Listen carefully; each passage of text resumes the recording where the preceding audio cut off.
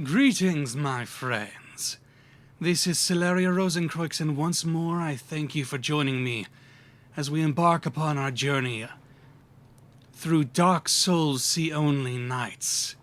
This time, Episode 9. Now, as you may have seen, we have returned to the Undead Burg and are in fact looking around and acquiring items. Here, we can see the heater shield, which we were previously able to see in the shop of the Undead Burg merchant, and which has some very interesting appearance in the actual menu itself. It looks like there's some sort of fancy sigil or some sort of pattern that you can see on here. Unfortunately, however, the actual shield does not have that. It is only, in fact, 2 stripes of different colors. However, you are able to see some interesting things in the design of the shield. As things stand right now, you can see 3 different patches of 3 impact zones, seemingly. These together add up to 9. 9 is the symbol of divinity. 2 happens to be the symbol of the sun, which is to say, helium in atomic numbers. As such, we can say that this particular type of shield, the heater shield, is a very pro-Gwyn shield. However, if you take things at just a slightly different angle, you'll be able to notice the numbers end up a little bit different. Here we can tell that there are, in fact, not just 3 sets here, but we can see a total of 10 impact marks. As well, we can notice that these are clustered in groups of 3, 4, and 3. Now, first of all, 2 remains helium, which is associated with the sun, but 4, in the bottom left corner from our perspective now, is the Japanese symbol for death, shi. That is a little bit problematic, you might say, as it creates an ominous sort of tone. It reminds of the fact that the intro of Dark Souls implies that Gwyn might be dying and the Age of Fire with him. We then move on to the fact that we have 6. 6 is carbon. The 2 clusters of 3 working together form this in the sort of upper and rightmost margins.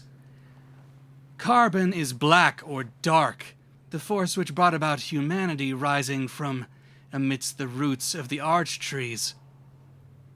This creates an interesting sort of juxtaposition where humanity is put in comparison to the gods in the previous orientation that we were able to glean things from. You could also say the lower 2 sets are equaling 7. 7 is nitrogen. Nitrogen fixation is essential for life. Life is something that is equated with light. So you could say this is actually suggesting altogether humanity, or the dark, is necessary in order for the light to flourish. It creates a very interesting sort of feeling aesthetically, where you'd think that these naturally would be opposed to one another. They actually both come as a result of disparity and are balanced against one another, necessary in the grand scheme of things if you want to have a brilliant world with life, time, and all these things that we can enjoy together. Additionally, you'll have 10. 10 is the sun plus crucible. That is to say, in Elden Ring, 8 is a number which is associated with the crucible. The crucible is associated with struggle. Struggle you see on the 8-spoked wheel of karma, which is, or dharma, I suppose the wheel is actually called, but it's associated with the Buddhist force of karma. Karma is the endless cycle of struggling through life and rebirth. That is associated with we undead here in Lordran, struggling to fulfill the prophecy. So, you have the sun being supported by the karmic struggle of we undead. I suppose that is symbolic of the fact that the prophecy suggests we ought to be struggling towards the recreation of the Age of Light, the refueling of the sun at the end of this journey. And then finally, if you add 2 onto the end of that, you get 12. 12 is magnesium. That suggests artificiality, because it's associated with the Albinorix in Elden Ring, which means the undead prophecy, which we already have known is sort of pushed upon us at the beginning of the game, is to some extent artificial. We already knew that in some ways that must be so, but now it is sort of more heavily implied by the storytelling of this shield, which both tells us how Gwyn is being supported and his regime is, generally speaking, being affirmed by this shield, but at the same time we have the tension which pushes us towards the undead prophecy being something that is sort of strung up, pushed onto us, and suggested to exist in a firmer manner than it actually is necessary. Or at the very least, that's the implication. Now, I have purchased all of the weapons, all the keys, I've purchased the storage box and the repair box from this guy, but I discovered there is one tab which we did not properly look at earlier. Still keeping your marbles all together? Then go ahead, don't be a nitwit. Never hurts to splurge when your days are numbered. And you'll notice now that we've returned to him enough, he has new dialogue, suggesting that he desires us to continue to spend and be a good customer. Hooray! Move over here, we find armor, which we didn't have any awareness of before. Now, therefore, we can look at new item descriptions. A chainmail helm of thin interlinking rings of steel. It is common throughout the human world since it can be easily produced, is not too heavy, and offers good defense. It is worth noting that chain armor is actually relatively heavy. All things considered, it is what you would call a heavy armor. It's simply that chain is a step down from plate in that regard. In most cases, although to be fair, you also have heavy warriors before plate was properly introduced who would wear double sets of chain, and that would actually be more heavy than a full set of plate armor actually would end up being. So, knights may favor flashy armor, but for warriors on the battlefield, anything is fine as long as it keeps them alive. This is suggesting that there is, at this point, a divergence in what people can afford. Knights still have a sort of noble air to them. They're capable of paying for things that the lower class people cannot actually manage, and therefore chain is the first armor set that we can buy. There's a sort of symbolic coming of age here as we approach this chain armor and purchase it. We are coming up in the world, going from our leather limitations to chain armor. Of course, I'm not sure I will actually equip it, but we'll find out whether it's worth it. Chainmail armor of thin interlinking steel. It is otherwise maintained in the same description, but we will purchase it because we are collecting everything. Leather gauntlets. Gauntlets made of soft leather, one of the more common kinds of protective gear. This is interesting insofar as, in reality, chain mitten gauntlets actually did exist and theoretically could have been paired with this chain armor. But of course it's difficult to actually make that look good in game. You did actually have one character on a loading screen of Demon Souls, at least. I'm not sure whether he actually has it in the game itself, but you could see that he had chain gauntlets in that game. The game didn't have the ability to manifest enough vertices to actually create interlinking chains around the fingers and whatnot for its models, so it just had a solid gauntlet and then put a texture of chain mesh on there, and it looks sort of weird, relatively speaking. So they decided not to actually worry about that with this, and they wouldn't therefore have to worry about it looking bad, all things considered. But I'm going to purchase this. It says I don't have leather gauntlets. I thought I did, but maybe they're labeled thief gauntlets instead. One of the more common kinds of protective gear. And then chain leggings. This is actually really weird, all things considered. You'd think that the chain would go a little bit up and then join at the waist. But, to be fair, with the with the way that the chain armor is covering your entire body down to the mid-thigh, you don't really need that.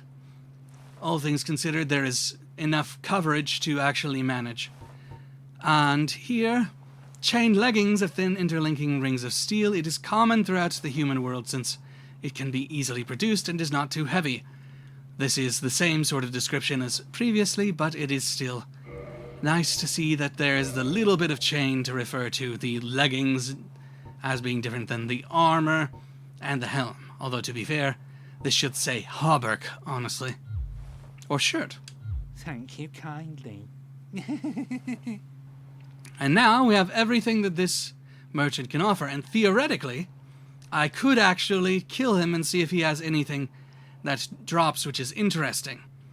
However, I will hesitate to do so because of the fact that he does sell crossbow bolts and arrows, which I might find interesting to purchase later. That would still probably be quite useful. Anyway, we now have to return to a certain NPC because there is a facet of the armor that I did not properly describe earlier.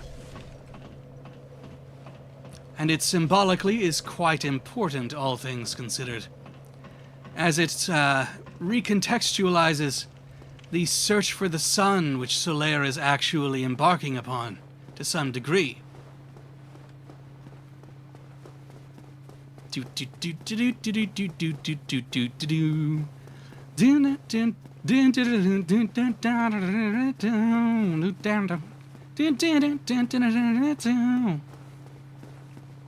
And here, we can look at this armor and we see this is not just a sun, but a sun in splendor, a very classic sort of medieval depiction.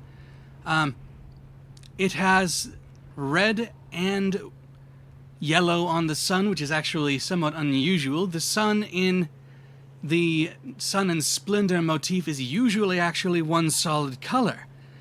But with our previous knowledge, say looking at the red and white shield, where we are aware that the red and the white coming together is actually an alliance between probably the Witch of Izalith and Gwen, we will come to understand that this is symbolizing Solaire is actually of a sort of older mindset, all things considered.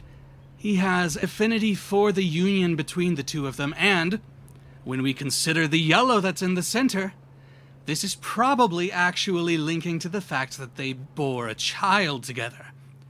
Or rather, Gwen sired one and the Witch of Izalith bore said child, which happens to be represented by the central part of the sun here with that face on it.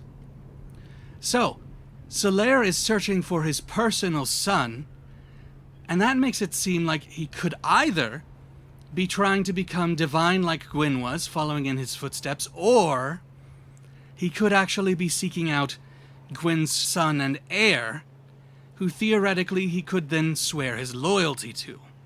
He could establish himself as being linked up with that particular person, and then maybe they could go on to set up a solar empire and properly see this world into a more orderly state. If we'll remember correctly, going back to that shrine over there, we'll find that there is a statue of probably the Witch of Izalith holding a child, which happens to have a sword, and then to the side of it, there's a statue of some figure that was destroyed in order to dishonor them and hide their identity. I would suggest that's probably the son in question as an adult, implying that there's some sort of schism that occurred between the son and the regime, and it led to the son fleeing. So, Solaire has a double entendre with the intention of the word sun. S-U-N is in fact intended to mean sun as in that shiny thing up there, but also it's the S-O-N of the creator of the sun, Gwen. At the very least, there are strong reasons for thinking this might very well be the case. Oh, also, green. Green is very interesting because of the fact that it is both associated with dreams and with the transcendence of reality, as seen in in Demon Souls with the Baku head that is impaled by a sword to form the Arc Stones that allow you to transport to the Nexus, which is a sort of point between worlds that hovers above the planet itself and allows you to teleport down into different versions of the mainland of Boletaria, so that you can go down and try to fight the demons in different sorts of environments, and gain whatever knowledge you need in order to proceed on to kill the king of the demons. But it's also the case that, in particular, green is associated with Miquella. Miquella is, of course, the son and heir of Radagon. Radagon is the current Elden Lord in Elden Ring, and Radagon is also Marika. So, gold and red together are actually the divine in Elden Ring. But the unalloyed gold of Miquella actually tends towards white, as we see in the fight with Miquella at the end of the DLC. He shoots white light at us. So this shirt here is actually sort of supporting an image of the union between two divine parents forming a divine child, and can be interpreted across games as actually having that sort of feeling. The red and the gold coming together and producing the white in Elden Ring, and the red and the white coming together and producing gold, or yellow, in Dark Souls. Yellow, we will note, is also the color of this fancy little shield here, the East-West shield.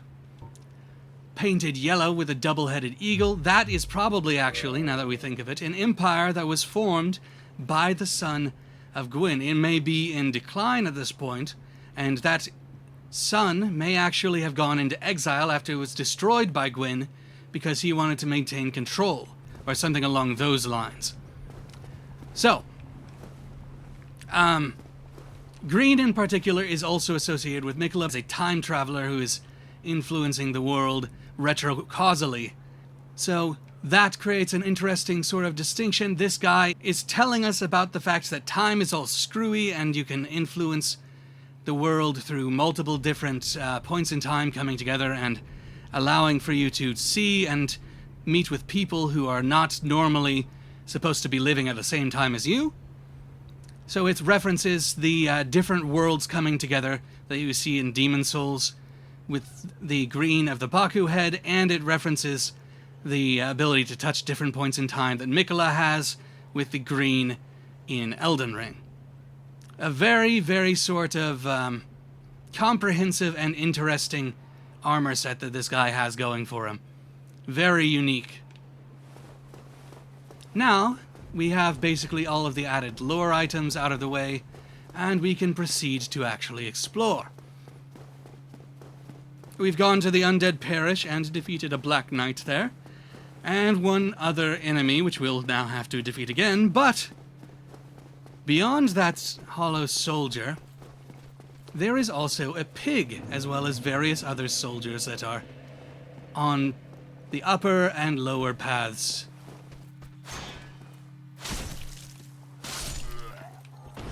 Protecting said pig.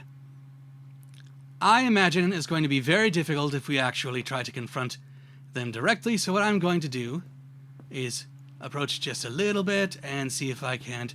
Yes, there is a staircase up there that will lead me over there. I can fight those archers. Oh, and it looks like I can pull this guy. That'll make things simpler. Come on. Come on, little guy.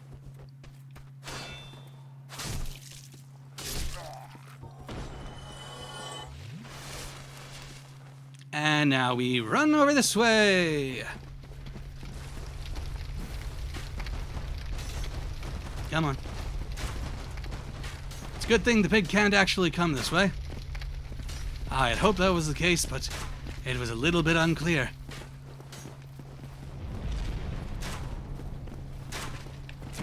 Okay, so this complicates things. The archers are joined by a spearman. Doo-doo-doo.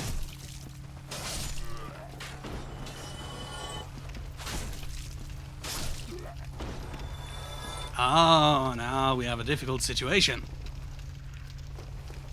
Because normally I would circle around and stab these spearmen in the back. Oh! That is very difficult.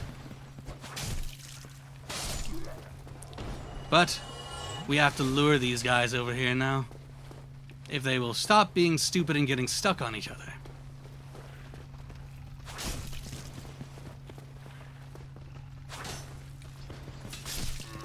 Well, that was somewhat helpful.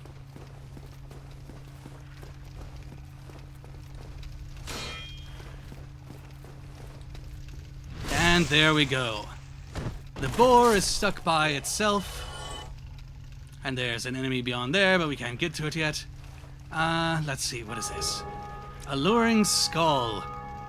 I don't know what that does, but let's find out together. Attract certain types of enemies. So, that seems to be the game giving us a hint at how to defeat this boar. I think it's going to be the case that we should probably see if the fire can't actually hurt the boar, or failing that, we can go over and try to attract the boar to a certain position and then stab it in the rear. Hopefully it's actually possible to backstab it. So, a skull with meekly lingering souls. Throw to shatter and spread souls to attract certain types of enemies. Souls are a concentration of life, and the life-starved hollows are lured by its power. Not effective for all enemies, so we've got to just hope that it's actually the case that this is going to be actually effective. And if not, I can throw firebombs. And shoot arrows.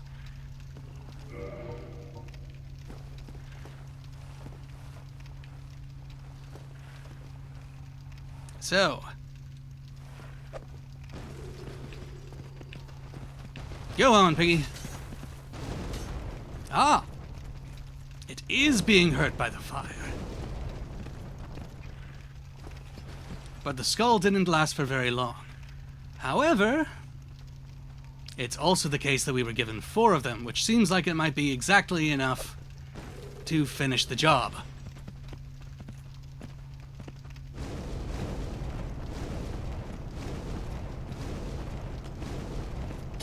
And thank you, game designers, for including cheese. 750. Okay. So we'll have to find a way to get through there. Unless, of course, there is a lever somewhere. We might have to get around it, however. And let's switch to binoculars. That is more of the Undead Burg, but it looks like that's actually an area where we haven't been before, as far as I know. Lots of forested area over there. And there's another balcony up there, which we could have used to shoot those guys. But fortunately, it's the case that no enemy actually was smart enough to travel over that way, which would have made it very difficult to defeat this area. Because we wouldn't have been able to get to them without arrows ourselves. And I guess I don't want to make it to where I accidentally use these anymore.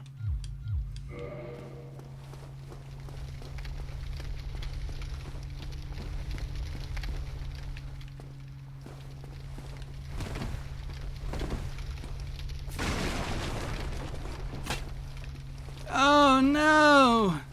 Invincible doors! Whatever shall I do? Oh.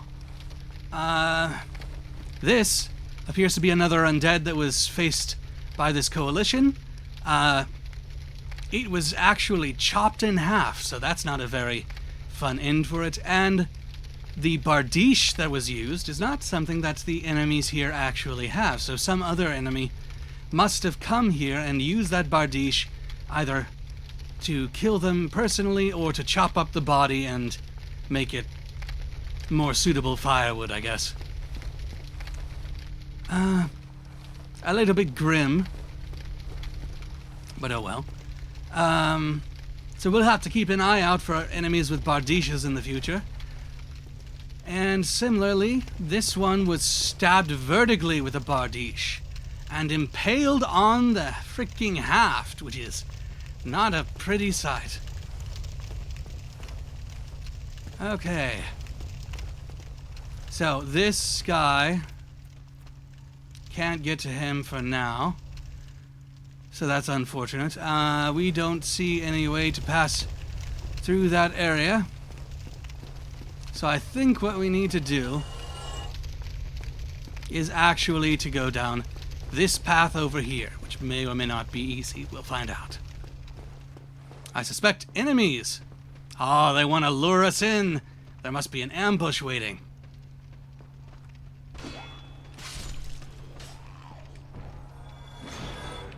Oh no!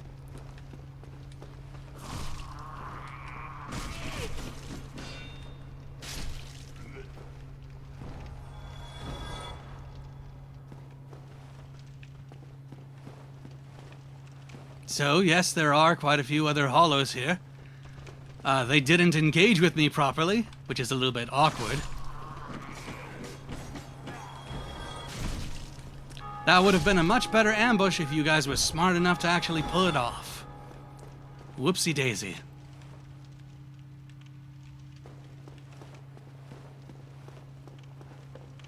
Lots of random barrels here. Oh, and there's another one that was awaiting us.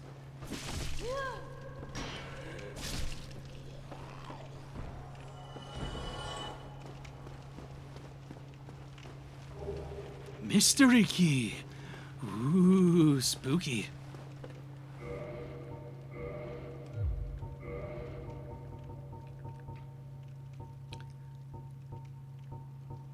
So, the mystery key. The purpose to this key is unknown. It appears to be a basic prison cell key. We'll keep that in mind. Since we know that there are secret areas hidden behind these barrels sometimes, might as well destroy all the barrels we find. Ooh. I didn't expect there to be anything really, though. Anyway, up and onwards.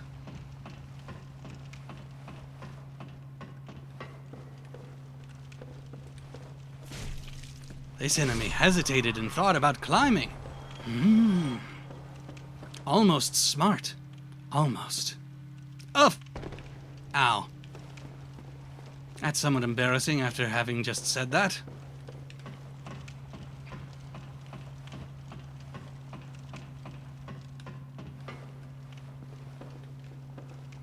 So, let's see.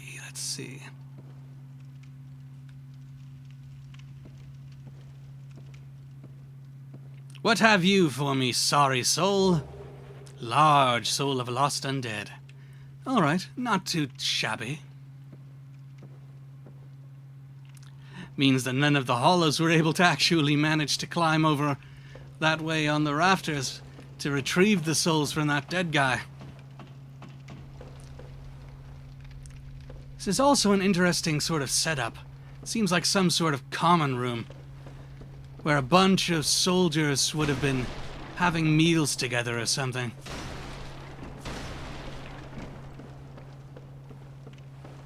Although, to be fair, this is called the Undead Parish, which implies it might have some sort of religious purpose as well.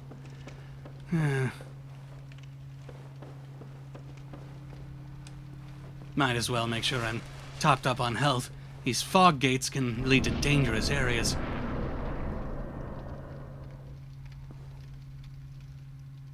Ah! Right up to the path that we were going before.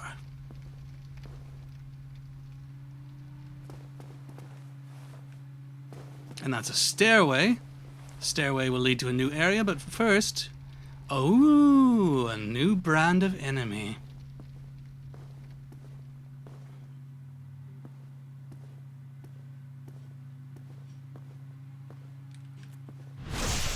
Some sort of knight.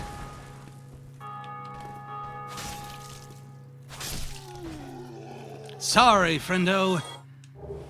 Oh, knights from a place called Balder, or serving a person called Balder, perhaps.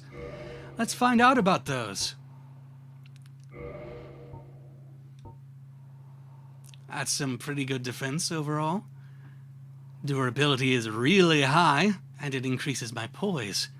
My poise is something that I probably do actually need to increase sometime soon. Yeah, it sort of sucks. So, I don't know if poise scales like it does in Elden Ring, but we're gonna need a lot more than 10 to really work out for us so much. However, I can at least put this on, see if it... Ah, that's unfortunate. Okay.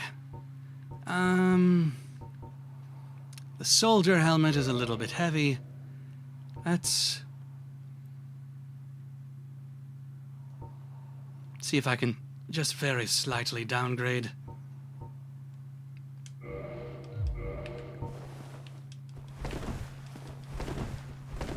I believe that's better. Now, this soldier, or rather this knight, is guarding another individual who wears what I think is the same sort of helmet. At the very least, it's a knight helmet. It looks almost like the one from the, one second. Yes, okay. That is the knight helmet of the same type of knight. They're guarding the blackened corpse of another Balder Knight. What does the Balder Knight have? A knight shield. So, this guy might have just killed his companion, and we were witness to it and avenged them. Oh yes, we can still see the sun. Praise the sun, I guess. Let's see what this shield actually does. Might be nice.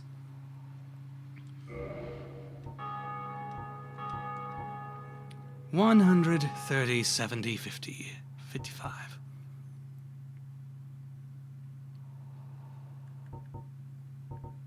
So that's not a very good improvement in actual quality, but let's see what the Knight Shield has to offer.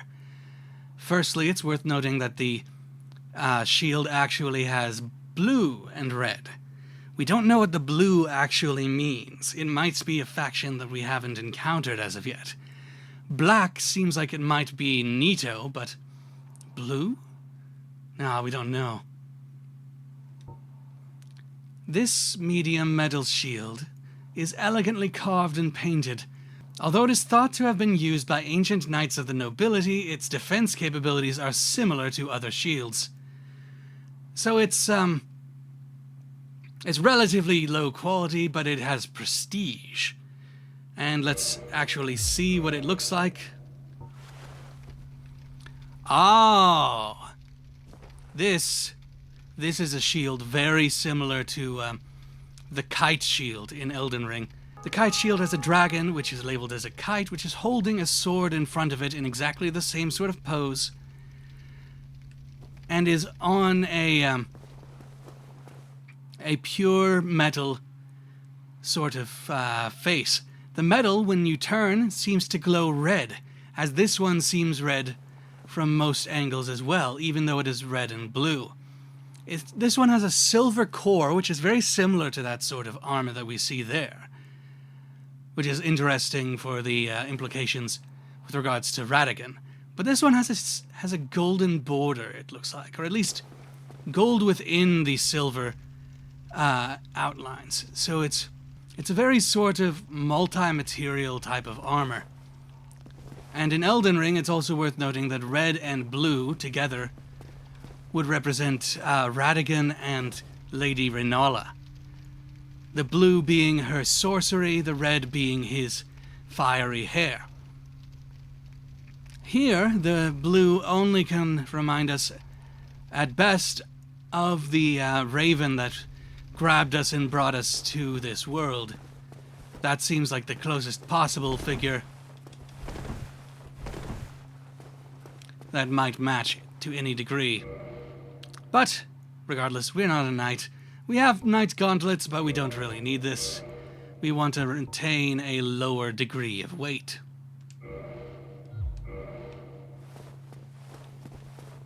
And movement, therefore. Ooh.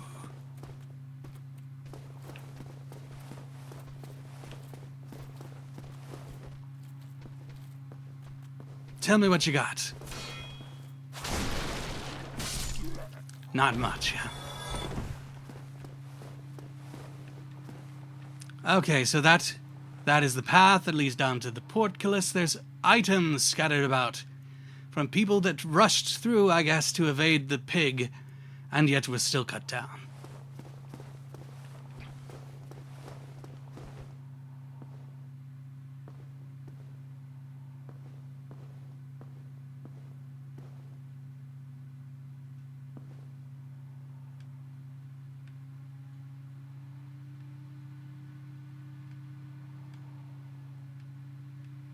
Okay, there's a spearman over there. We should attempt to pull that spearman. Oh, another one of those knights as well.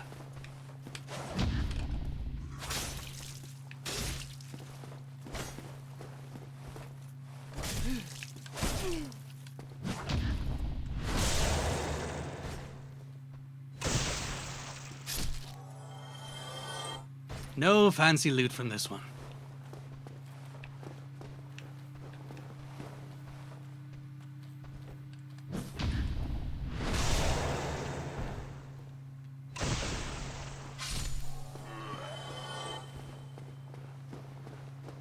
And nothing that was being guarded by this spearman. Oh no.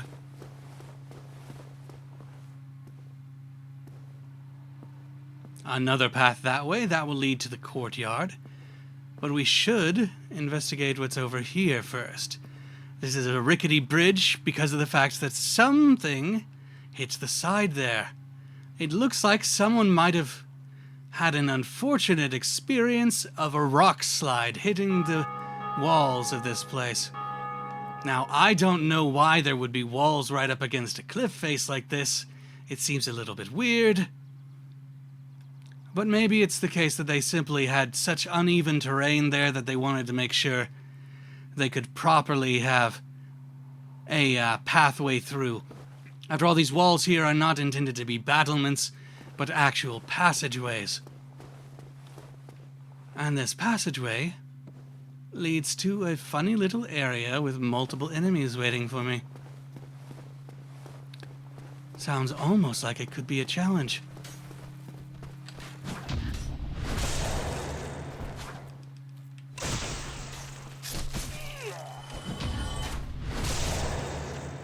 This poor archer. Keeps firing at nothing.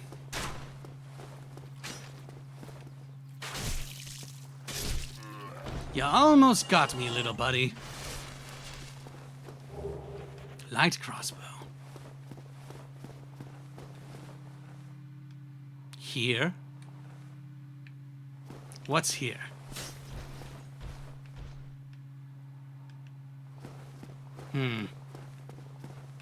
Anyway, we could double back and go to the front of that area.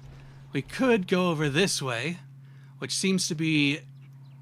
Yes, that's probably the temple that the Undead Parish is named after. It has some nice Greek-looking pillars in there. First, let's see what goes over this way, because the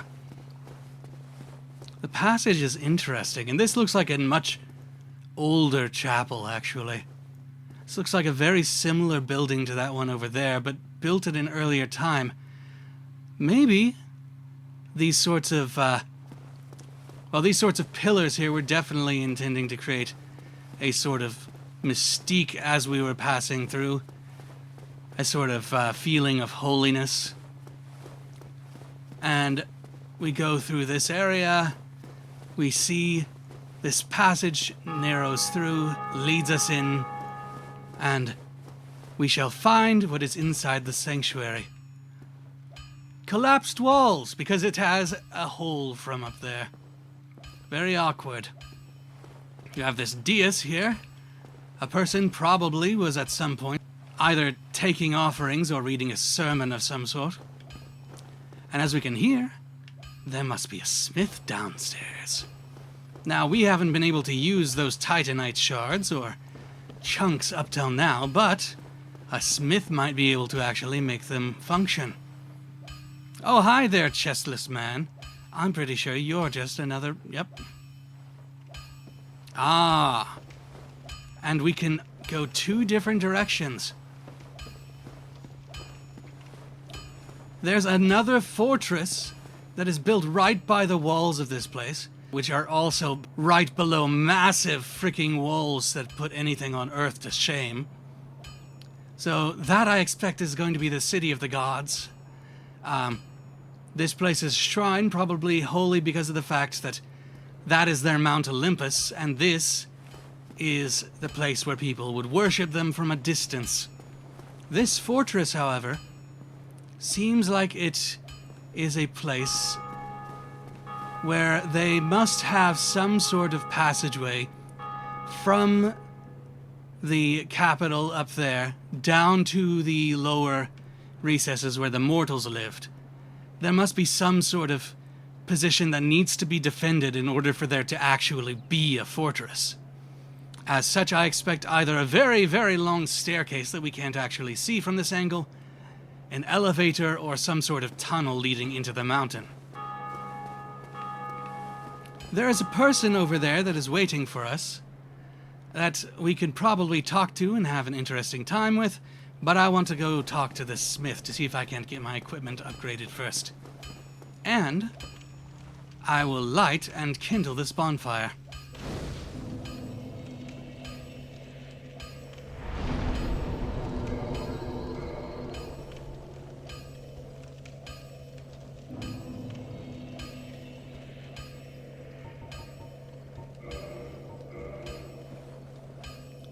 Whoosh!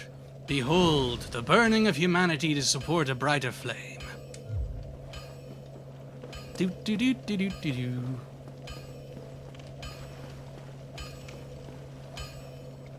These stairs are obviously pretty well traveled. They are wood rather than the stone and brick that makes up this building.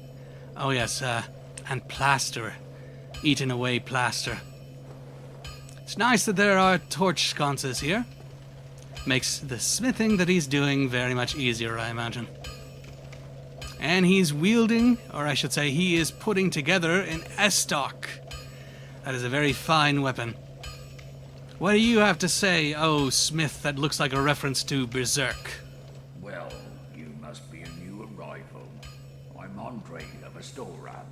If you require smithing, then speak to me. Very well, Andre.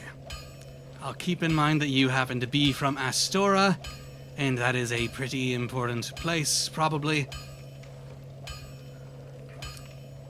And wow, there is a lot of stuff to do here. So first, learn gesture. Hurrah! We found the smith. Let's talk to him and see what he has to say. Most weapons and armor are mighty sturdy indeed, but every hunk of metal has its breaking point. If you notice durability running low, it's time to repair. You can ask a blacksmith like myself, or do it on your own with a grindstone. The nice thing about weapons, they never betray you, so pay them a little respect, eh? Indeed. It's always the player's fault rather than the weapons. You just need to notice exactly how they fight. A very, very hearty and pragmatic gentleman here. Seems to believe a great deal in his craft. I appreciate that. Let's see. Reinforce armor. The black leather armor could be improved using a titanite shard. I thought it was only the case that weapons could be improved that way. Minor improvements here. I will actually save that. I want to reinforce the weapon.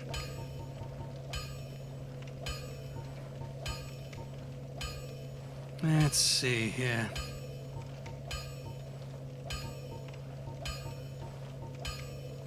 My nice little winged spear.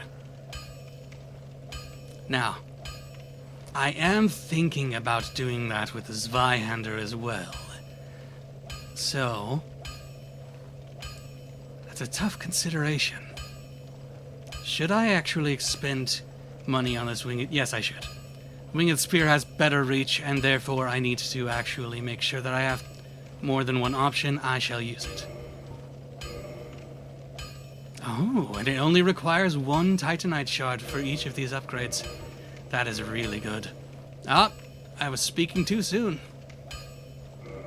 Okay, so I'll upgrade this one more time, and then I can upgrade this Vihander, or sorry, no, Claymore, which is what I was intending to use. One more time less, or sorry, one time less than the Winged Spear. +3 is a pretty good position to be in. So, let's go. I'll just need one more Titanite shard. Of course, I need to increase my strength marginally as well anyway.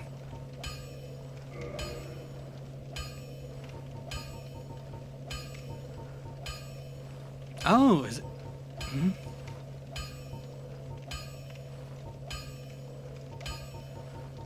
Do I not have any damage to the one that I have equipped? Don't get yourself killed. Neither of us want to see you go hollow. Oh, thank you. That is a great kindness. A very jolly and friendly man. Ah, the durability is at maximum. Good.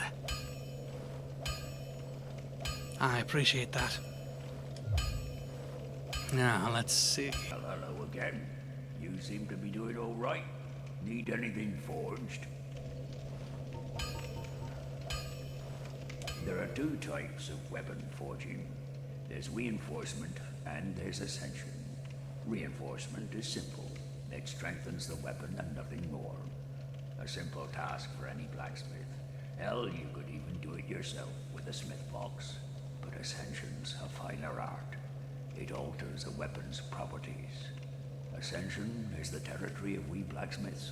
A smith box just won't do the trick. Start out with reinforcement. When that loses its charm, you can consider ascension. As you've noticed, this land is flush with the mad and wicked. You won't make it through the night without employing my services. Yes, blacksmiths are extremely useful. And that is very, very good to know. I won't be able to actually improve my weapon past a certain point without helping myself to the services of the blacksmith. Okay. So, what does modified do? Special Ember required for the blacksmiths to ascend weapons. I don't have a special Ember, so okay. I'll just keep an eye out for one in the future. Let's see what items he actually has. Oh! That's very good. And he seems to have an infinite amount of them.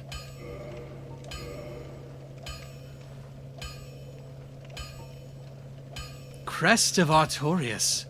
Crest opens sealed doors in the heart of the forest. Well, it seems like we might be able to go into the forest at some point in the future. Ah, and I can only repair items as of now. I can't increase them in potency at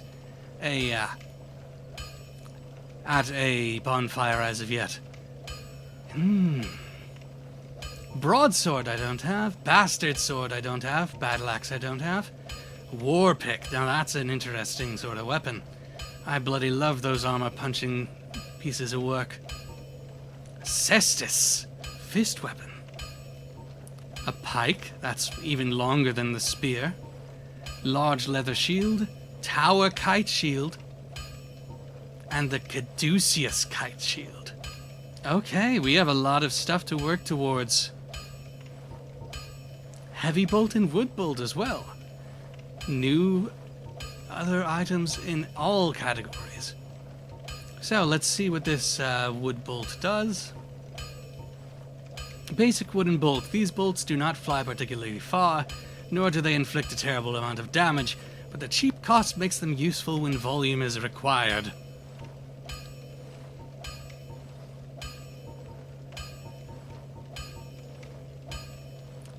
These weighty bolts inflict high damage. Wait a minute.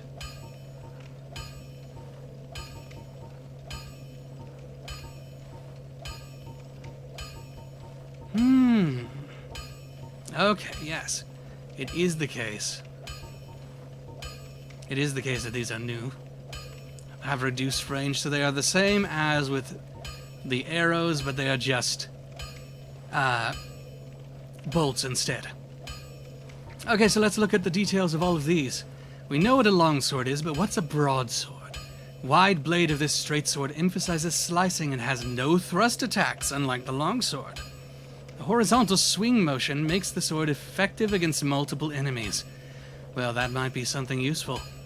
A bastard sword. This standard greatsword is normally wielded with 2 hands due to its great weight, usually swung in large arcs, and effective against multiple foes, far from ideal when fighting in tight quarters.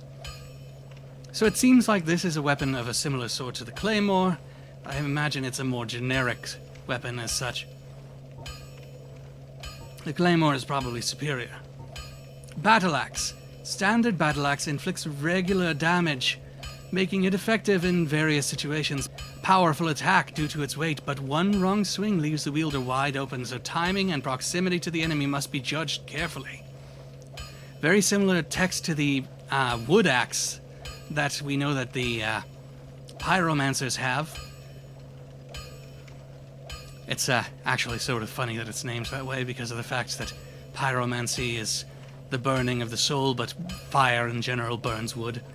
Anyway, the battle axe, I think, is the weapon of the bandit class. So we can see this guy is helping to helping to fully fulfill our ability to see what all the other different classes might have through his inventory as well. That's good. Means we can't be forced into creating multiple different characters just to find out what their starting equipment happens to be. Warpick, a quote-unquote hammer with a large beak-shaped pommel. And it is worth noting that in real life, warpicks were often used as hammers. The back end of the pick would be used for blunt purposes. The pick itself would be used for piercing purposes. Originally a pickaxe, I think it means originally inspired by the pickaxe, redesigned for battle. That's very much like how tridents are actually weapons that can be theoretically used in war, but they're also fishing implements, and how scythes also have war scythes that are potentially to be found. It's very similar to the battle axe, actually, as well. There are a lot of weapons that were not created simply as weapons. The sword is one of the very few exceptions. Cestus. This weapon augments one's bare hands with thick studded leather. The cestus has a short reach but quick cooldown. Amount of damage inflicted depends on the wearer's strength. So if you want to box, you can box. Pike. Long spear with a very long red hilt. Traditionally used by groups of soldiers. Specially designed for distance thrusting. Has the longest range of any non-projectile weapon, but its very length makes it somewhat difficult to handle. Now, you could say this is potentially a weapon wielded by the soldiers of the Witch of Izalith. And that's entirely possible, but I do remember the fact that there's a red feather in the cap of Solaire as well. So I'm wondering if it's the case that it happens to be true that the Witch of Izalith's colors were at least partially inherited by Sun. That could be symbolically linking the two sort of in a dynastic sense. And at the very least, I could see it being the case that he happens to have red hair. I think the Witch of Izalith has a sort of burnt red hair. It might be that she has black, though. I'd need to check the intro cutscene again instead.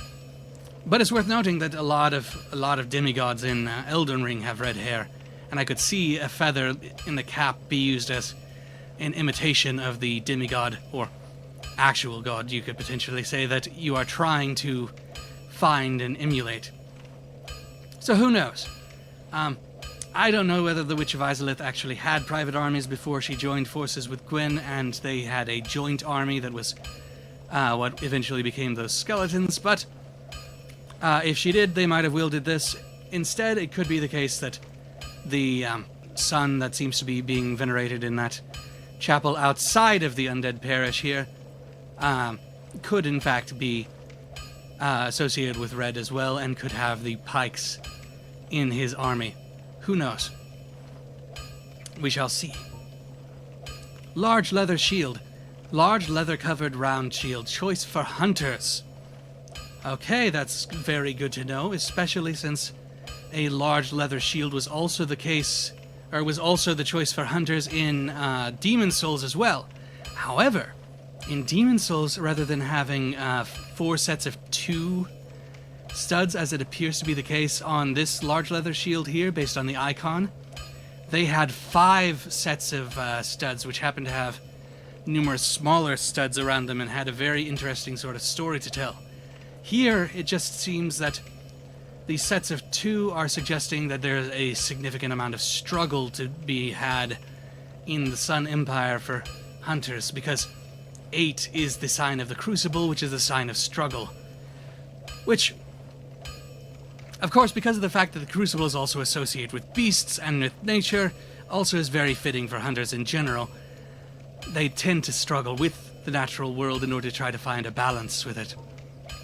Tower Kite Shield, medium metal shield, decorated with a tower, the symbol of protection. A standard, widely used shield. Now, this is interesting insofar as, one, a tower is definitely something that is actually associated with protection in the real world. Towers were used as fortified locations to defend and to see things from a long distance, which allowed for detection of enemy threats. Very important for defense. But also, beyond that fact, in Elden Ring you have the symbol of defense being a dragon, and the dragon is often pictured actually standing atop a tower, which means it's doubling down on the symbolic defense in that game. We may therefore potentially, especially since this tower looks like it might have sort of wing symbols at the top, from the sigil we can see here, find that a tower is associated with the dragon in this game. Seath might be living inside of some sort of tall tower. We shall see. The Caduceus Kite Shield. Medium metal shield decorated by an ancient blue Caduceus. Standard, widely used shield. Now, the Caduceus we saw in a different shield. It was green with white on its face, I think.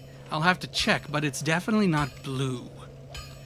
This is very interesting because we just were barely exposed to dark blue as a symbolic flourish, and we still don't quite know where it comes from, other than the fact that it seems to be associated, at least in part, with the Boulder Knights. So, we're going to have to look at those and see what we can find in connection to them. Don't get yourself killed. Thank you. Neither of us want to see you go hollow. Indeed. Now, let's check this out. Caduceus, here it goes. So, the Caduceus round shield. Oh, it seems to be white from some angles, especially when it's in the menu, but it's actually black. Very, very interesting indeed. There's a play on light and dark going on here, and it suggests that the serpents are actually dark beings. There's some sort of affinity for the dark side of things to be found with these joined serpents being portrayed here. But on the other shield, they're blue. If in fact the symbol is the same, we'll have to check it out once we have enough money to actually make it in there. Now, there is another path this way, and oh dear, there's a boss in there. I don't want to deal with that right now. I think I'll just go back upstairs here and see what I can find in that area that is, oh, no, don't want to go there. I will go back upstairs and see what I can find in the area in front of that dropped portcullis. That should be an interesting thing to sort of close out our experience this time with.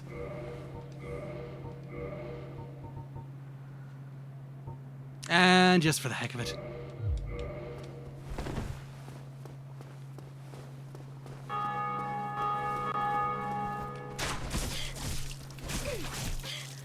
Oh dear. It seems I made a little bit of a mistake here.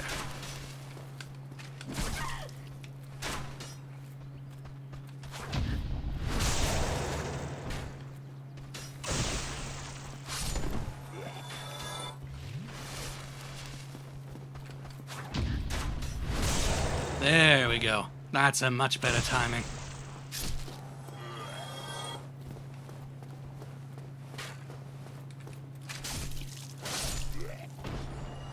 Okay.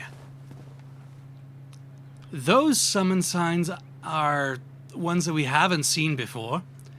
They probably are from the white soapstone, or... Interesting.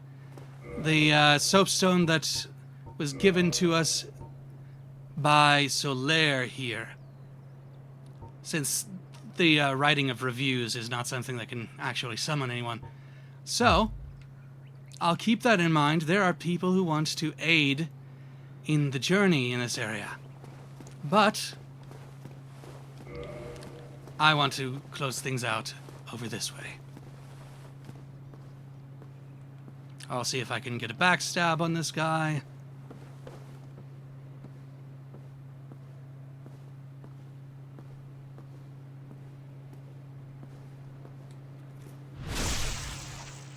And that took him all the way out, unlike the other one. Excellent.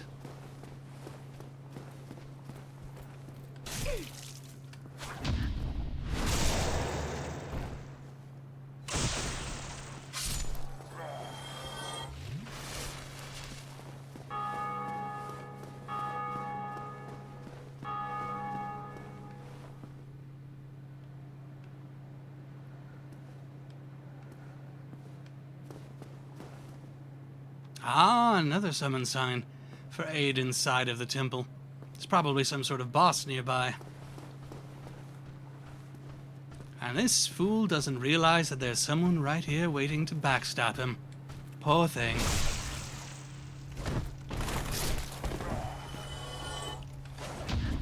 Hello there, knight.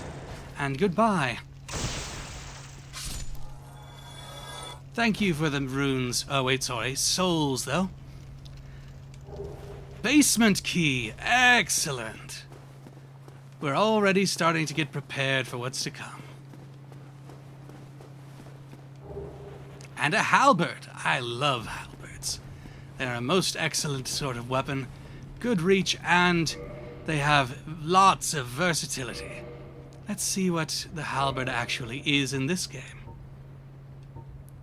Long-hilted weapon mixing spear and axe, which is difficult to handle, requiring strength and dexterity. The halberd has two elementary attacks, spear-like thrusting and large sweeping swings. However, one false swing and the wielder is left wide open. That is a combination of the description of the spears and the axes. Makes a lot of sense. Let's find out what the basement key is. I don't think we happen to be going on a journey into the realm of Attack on Titan, so what is the basement here? Opens a narrow passage leading below at the far face of the Great Bridge in the Undead Burg. The lower Undead Burg is a treacherous place. Do not turn your back on wily thieves or wild dogs that serve the Capra demon. Okay, so that's the demon that was being talked about, which was down below, that the merchant warned us about. And it's the case that I know exactly where that bridge entrance or bridge-housed doorway is, so I could theoretically go there immediately. But I think instead, once we're done with this and fighting that super interesting sort of hyper knight there, we shall see about Oh, also, there's another statue of the, whatever the child actually is. Yes, they have a sword that's tucked under them, and the woman is holding them in their arms the same exact way. But there's a much more elaborate setup. So that's 3 freaking worship areas within this same area. And you have, it seems like, butterflies as well as birds here. Twin birds. So life and death being represented. And there are probably some sort of quasi-stained glass window reliefs that we will be able to see further in. For now, though, this will be the end of the episode. Next time, exploring the inside, finding out what this temple's actually about. I wonder why there is that sort of desecration in the lower area, but this place and its reliefs are completely intact.